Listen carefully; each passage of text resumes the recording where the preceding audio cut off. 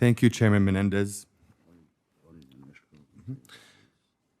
Thank you, Chairman Menendez and Ranking Member Risch for holding this hearing, and thank you, Senator Risch, for inviting me to speak. I am honored to give testimony before this storied committee. Thank you for giving me a chance to bring my voice to the United States Congress, government, and most importantly, to the American people whose democracy inspired our revolution in Syria over a decade ago. On March 11, 2020, the military photographer and defector Caesar shared his story with you. Every day, he photographed bodies that had been detained, tortured, murdered in Syrian regime dungeons. The signs of torture were clear, and the photographs were here on display in front of your honorable committee. You saw it with your own eyes, innocent civilians experiencing the most brutal methods of torture, burning, strangulation, sodomy, and ultimately death, all for daring to dream of a free Syria. Now, over 2 years later, nothing has changed in Syria. The Assad regime is no less brutal. The Syrian people are no less at risk. How many more times does a witness to war crimes need to sit in front of you and describe the horrors of the Assad regime? I hope that by sharing my story, it may spark something inside you, and maybe even renew hope for the future of Syria. Every time I tell my story, it takes a toll on me. But all I have is my voice, and I will speak until I can't anymore. I was witness to mass graves in Syria from 2011 to 2018, where men and women, children and elderly, were tortured, executed, gassed, and bombed by the Assad regime, Iran, and Russia, and callously thrown into trenches, their fate unknown to loved ones. Their lives have been lost. They cannot be saved, and they demand accountability. But the reason I am sharing my story today is to tell you that they are digging mass graves right now to bury more victims of Assad, Iran, and Russia. I'm a civilian. Before the war, I was an administrative employee of the Damascus municipality. My job was to help families make final preparations for their loved ones' passing. Each funeral was dignified with religious prayers and rituals, and all were properly laid to rest. Family members were given an opportunity to say goodbye, and the sanctity of every grave was respected. In 2011, my office was visited by regime intelligence officials, and I was ordered to work for them. And when the regime asks for something, you don't say no. I was not prepared for the horror of my duties. Every week, twice a week, 3 trailer trucks arrived, packed with 300 to 600 bodies of victims of torture, bombardment, and slaughter. Twice a week, 3 to 4 pickup trucks with 30 to 40 bodies of civilians that had been executed in Saydnaya prison also arrived for disposal in the most inhumane way. After 7 years of bearing witness to these atrocities, thanks to God and the ineptitude of the regime, I was able to escape Syria and follow my family to Europe. There, it was not only my duty but my honor to testify before the German National Court in Koblenz and seek some semblance of justice to hold war criminals accountable for the ongoing atrocities in Syria. I have never been able to forget what I saw, the countless bodies I buried. It keeps me up at night, and I will never sleep soundly carrying this burden. No one should, because these massacres are still happening. There are, according to conservative estimates, at least 150,000 missing and unaccounted for Syrians. Their families have no closure, holding out hope for any bit of information. My heart is heavy with the knowledge that many are at this very moment experiencing inhumane torture at the hands of the Assad regime. And some, I know exactly where they are piled up into mass graves that are still being dug today. I know this because others who worked with me on the mass graves have very recently escaped and confirmed what we have been hearing. The Syrian people have suffered enough. Over the 11 years of war, hundreds of thousands of innocent civilians have not just been executed, but starved tortured, raped, burned, and murdered in the most sadistic ways anyone can imagine. Men and women, children and elderly, innocent people slowly tortured to death, screaming in the darkness while the world looks the other way. Those lucky enough not to be imprisoned live in fear every day. Fear of being targeted with chemical weapons, cluster bombs, and internationally banned weapons. Among those murdered are Americans, including journalists and humanitarian workers. I will never forget how Assad's forces ridiculed and laughed about the fact that they tortured, murdered, and buried Americans and Europeans too. As the leader of the free world, America should set the example and live up to its values. The international order depends on it. When the international community fails to condemn crimes against humanity, genocidal massacres, the bombardment of hospitals and schools, enforced disappearances and detention, criminal regimes will continue to push the limits unhindered. Russia, by its own admission, tested over 200 weapons on civilians in Syria. The international community looked the other way, and now Russia is using those same weapons and tactics in Ukraine that it honed in its 7 years waging war against the Syrian people. Where is the line? Chemical weapons against innocent civilians was not the line in Syria. The playbook of these tyrants is written, and I fear the worst for the Ukrainian people. Enabling Assad enables Putin, and stopping Assad hurts the Russian dictator. We must finally learn from the past and not let this never again moment happen yet again. I lived with death for 7 years, with dead bodies and soulless intelligence officers. It might seem unimaginable to you, so let me share some of the horrors that have never left my mind. One day, one of the trailer trucks with hundreds of bodies dumped its content of these hundreds of bodies, dead, mangled corpses, into the trench in front of us. Unexpectedly, we saw a flicker of movement. There was a man near death, but still alive, desperately using his last reserve of energy to signal to us that somehow he was still alive. One of the civilian workers started crying, said that we had to do something. The intelligence officer supervising us ordered the bulldozer driver to run him over. The driver could not hesitate, or else he would have been next. He ran over the man in the trenches, killing him. As for the young man in our workshop who dared to shed tears over the victim of Assad's regime, we never saw him again. Once, I was told to visit a farm of an intelligence officer. When I arrived, there was about 10 intelligence officers, senior officers. They were eating and drinking alcohol. And more surprisingly, there were over 15 young men handcuffed, blindfolded, and naked on the ground. One of the intelligence officers ordered one of the soldiers to untie the civilians and let them go. The blindfolds and handcuffs were removed, and I remember the confusion and the fear in the young men's eyes. An intelligence officer asked what they were waiting for to the young men. He told them to run, and they took off. Then another officer grabbed his rifle and picked the young men off one by one. Every last one was murdered. And then the Assad's officers continued with their festivities. I buried so many children tortured to death, and I remember them all. I buried a mother still holding her infant to her breast as their lifeless bodies were thrown into the trench among the others. And one day, I was at a military hospital where the bodies are processed before being sent to the mass graves, and there was a body of a little girl, only 6 or 7 years old. Her little lifeless body showed signs of terrible torture. The doctor at the hospital took me aside and told me he was ordered to write that she died of cardiac arrest. But in reality, she had died as she was being continuously and horrifically raped by 11 Assad regime intelligence officers. As members of the United States Senate, you all have the power to change the world. By sharing my story, I am taking this burden off of my shoulders and sharing it with you all. This is now on your shoulders. on your conscience.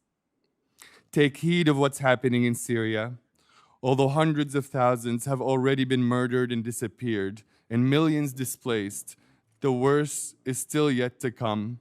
It can be prevented.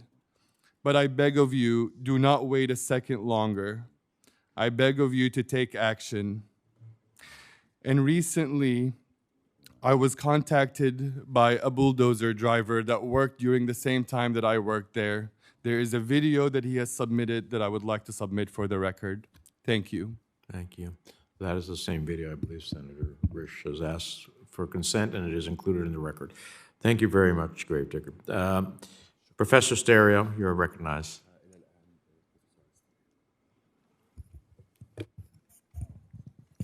Good morning, Chairman Menendez, Ranking Member Risch, and members of the committee.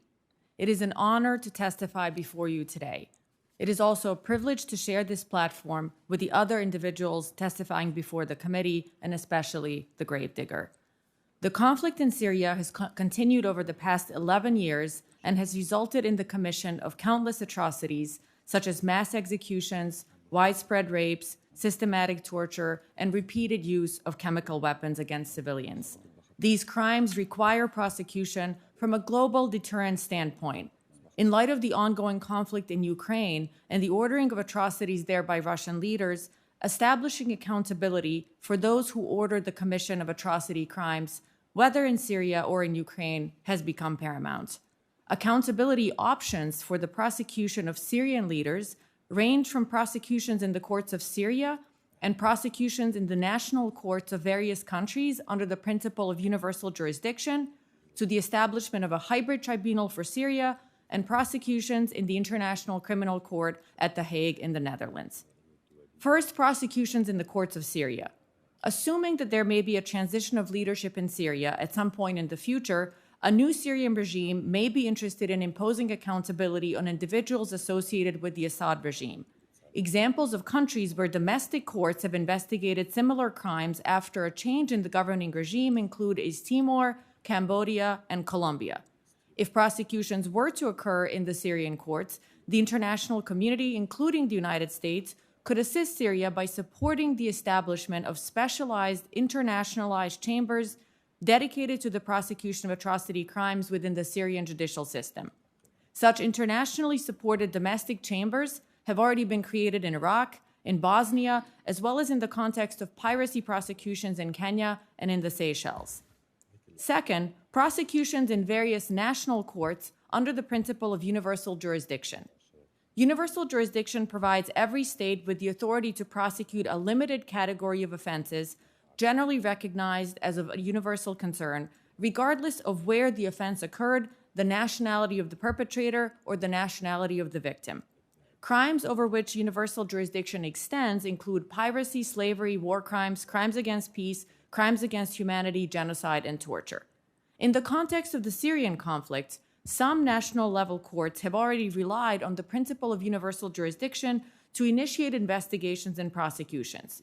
For example, on January 13, 2022, the Higher Regional Court in Koblenz, Germany, convicted senior Assad government official Anwar Raslan for a crime against humanity and sentenced him to life in prison.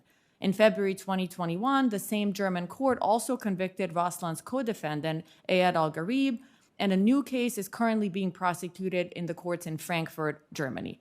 A number of other European states have begun prosecuting Syrian perpetrators found in their territory, and some of these states include France, Sweden, Switzerland, Austria, and the Netherlands. Third, the establishment of a hybrid tribunal for Syria. Hybrid tribunals are courts that combine elements of international and national prosecutions, and some recent examples of these hybrid tribunals include the Special Court for Sierra Leone, the Extraordinary Chambers in the Courts of Cambodia, and the Special Tribunal for Lebanon. Many have already advocated for the creation of a hybrid tribunal for Syria. Such a tribunal could be created through an agreement signed by the United Nations General Assembly or Secretary General and the government of Syria, or through a Security Council resolution.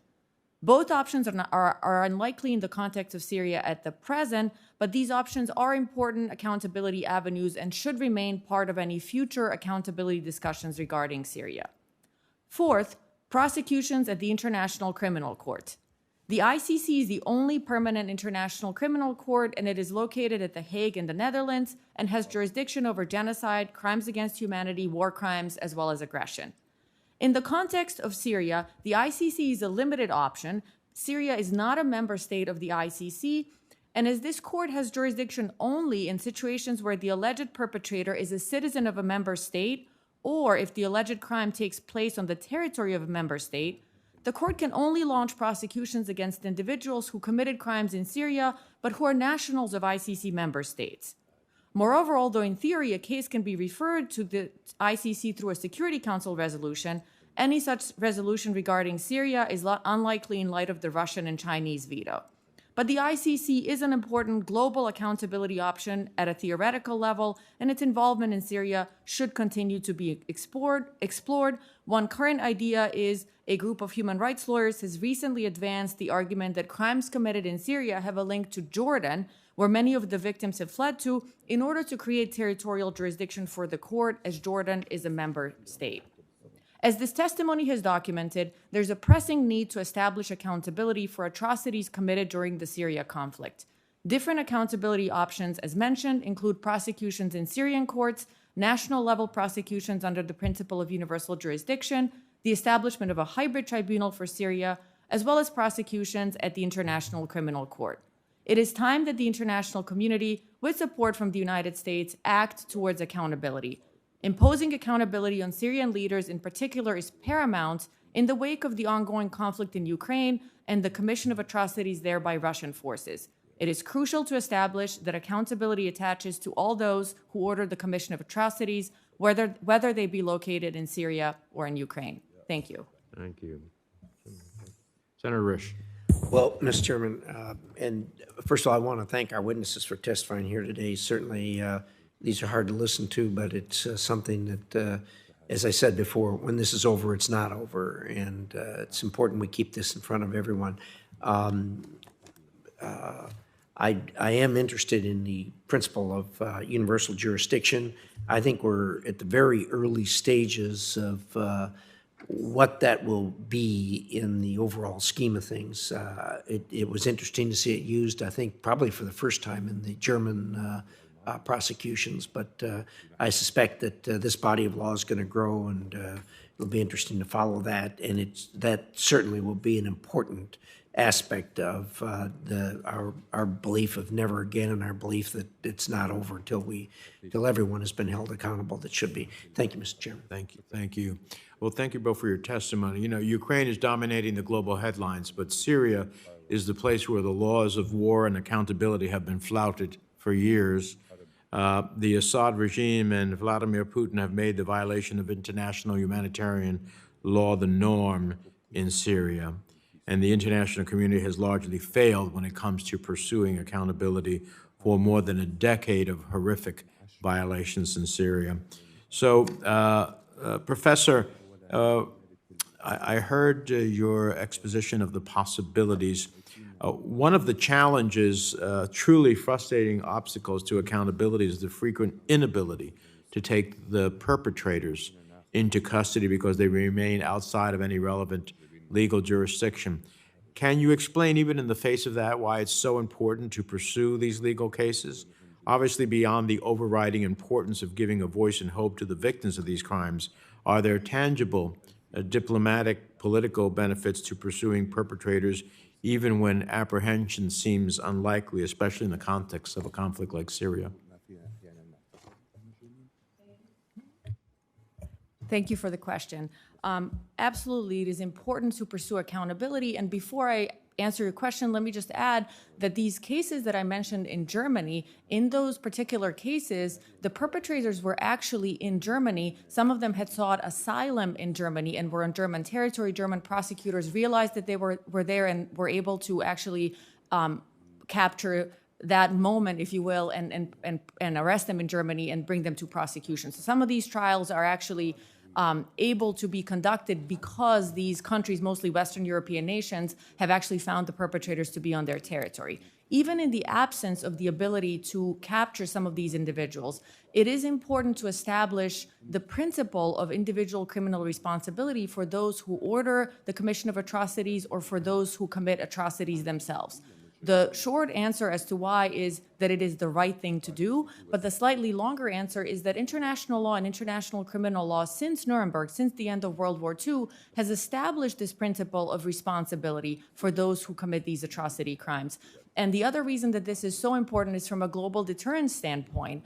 Leaders like Vladimir Putin probably today don't expect that they will face accountability someday, but international criminal justice is patient and persistent, and many leaders have actually faced accountability for their action many decades after they committed or ordered those actions to be committed. And so it is important to establish accountability for global deterrence because it's the right thing to do, because international law provides for this principle of international criminal responsibility. Thank you. Finally, to the GraveDigger, your testimony at the trial in Koblenz was both brave and moving. What do you think made a conviction possible in that case?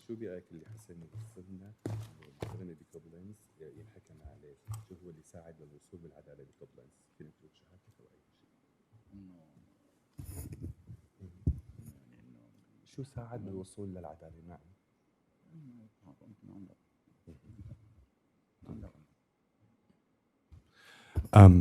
I believe that the bravery of the victims and the witnesses, both the victims of the crimes of those that were arrested in Germany in the Koblenz case, and the bravery of witnesses that came forward is what helped bring about the conviction. Well, we appreciate that bravery and your testimony as to the horrors that Assad has inflicted on his own people. It's riveting, and I look forward to looking to the video, even though I'm sure it will be rather consequential. We appreciate the testimony of both of you. This record will remain open till the close of business tomorrow.